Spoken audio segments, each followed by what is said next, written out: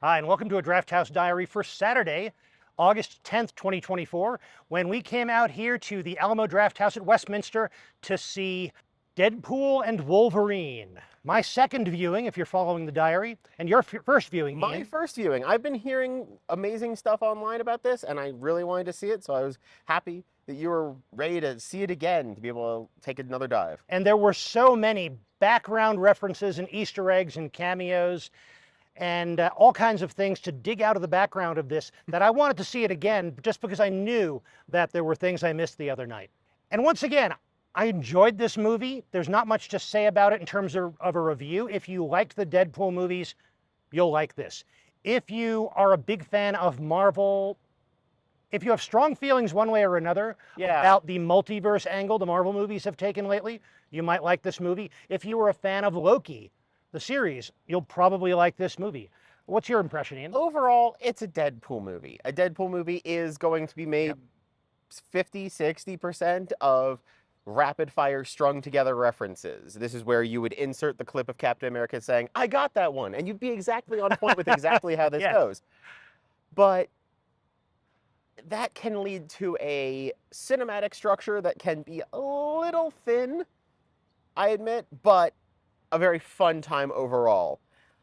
I gotta say, some of the seams were coming apart on this one. Yeah. A little bit of the, oh, we've got our, like, the fourth wall breaking nature of Deadpool is always going to be there, but the, oh, Yep. we're going to have this set, and we've got to get our money's worth, so we're going to come back to this set, and we're going to reuse certain things, and we're going to make callbacks that you know are going to happen because we set it up as it's going to be a callback when we first introduced it.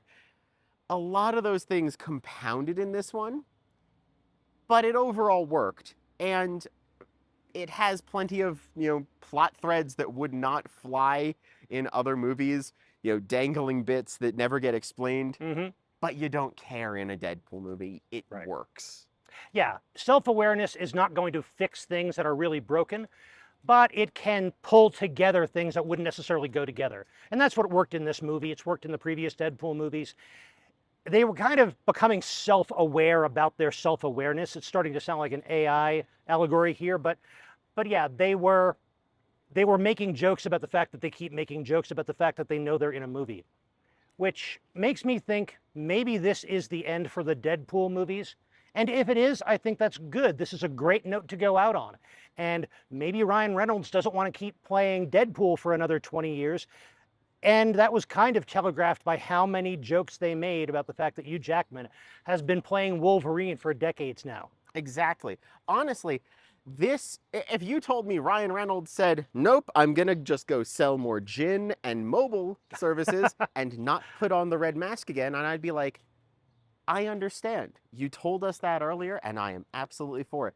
Because a lot of what he's doing here is about endings. That's what I'd heard about the movie overall. Yep. It's about endings, and honestly, he makes a lot of jokes about going to Marvel on this, but it feels a lot more like him gathering up all the last bits of pride in what Fox did with superhero movies and wrapping it in a self-parody but loving bow to give it over, not just legally in rights terms, but in a fan from inside the production. Not the fans in the seats, but the production staff and the people who helped make those movies willingly saying, yes, I trust you. Marvel, take back these properties and do the right thing with them. We are trusting you to do so.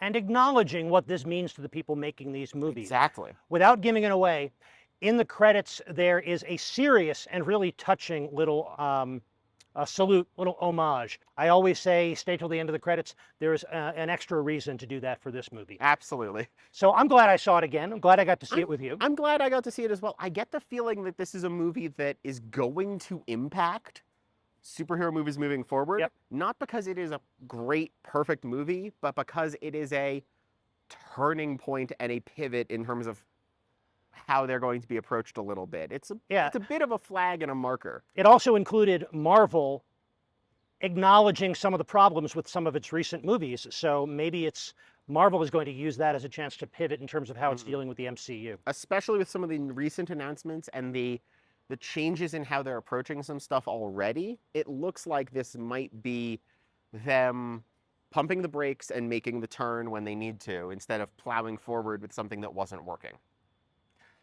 So it was a fun movie to see and a fun movie to see again. And other parts of our trip to the Alamo, the pre-show was the same exact pre-show I saw the other night in Littleton. What did you think of that? It was a very, not just because it had plenty of footage, but it was a very Deadpool at a Comic-Con kind of preview. Yes. Not as clean and polished and with only the ha-ha humor aspect, but you got enough aspect and there's love to the character in that, so it worked out. Yeah.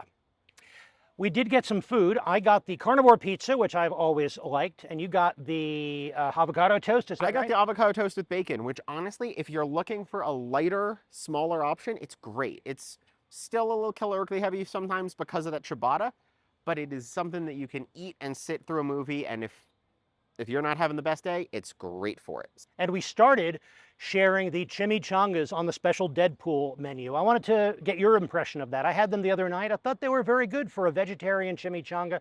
They weren't light, but they were, a pretty good appetizer. For a vegetarian chimichanga, they were great. For a dark in a theater movie food, they were a little difficult. Mm-hmm. And it's odd when they give you a cup and a thing to dip, and the thing to dip is bigger than the cup of Yes, sauce, and you're like, oh, now I'm like doing geometry with my food. they need to while work watching. on that, yeah. Honestly, if they told me that, if I saw on the menu that they had like a taquitos with that same filling popping up on the menu later, I'd be like, someone learned, someone did, that is perfect. Keep them on, they will last for a long time. They are great for it. Just needs a tweak. That would be the way to go. There are a few things on the menu where I wish they adapted them a little bit to acknowledge the fact that they're serving these to people in movie theater seats in the dark. I'm usually not a fan of boneless wings, but if they're going to serve chicken wings, maybe go boneless in a movie theater. Mm-hmm. The other thing we tried was from the 1984 time capsule special features menu, and that was the Pyrotechnic popcorn. That was pretty good. It was more spicier and differently spicy than any supposedly spicy thing I've had here at the Alamo. I enjoyed it. A little bit went a long way, but I enjoyed it. It was a cheese dusting with then a chili blend in it, and it was very nice. It was unevenly coated. Yes. You were playing a bit of an in-the-dark Russian roulette of like normal piece of buttery popcorn, very spicy piece. Yeah. And I think that's just because they tossed this seasoning over their buttered popcorn, and it stuck to the top layer, and it didn't mix through. Mm-hmm. And that's just an issue of the very fine powder they're using. I think it was great, though, and it's the sort of thing I could see coming back, especially under a different name, but might not need to be on all the time. Yeah, if you like their popcorn, you like spicy things, it's worth giving a shot if you bear in mind those caveats. So all in all, I'd say this was a fun afternoon at the movies. Very fun afternoon. This was a wonderful time. Thank you for... Yeah. Always, always fun. And you can find Ian at itemcrafting.com. You can always find me at bymatthewporter.com. Hope you enjoyed this Drafthouse Diary. If you did, please click that like button. And if you want to see more of these as they come out, click subscribe. It costs you nothing and it helps the channel. But most important, thank you for joining us. I'll be back soon with more. And in the meantime, enjoy your movies. And when you do, stay till the end of the credits.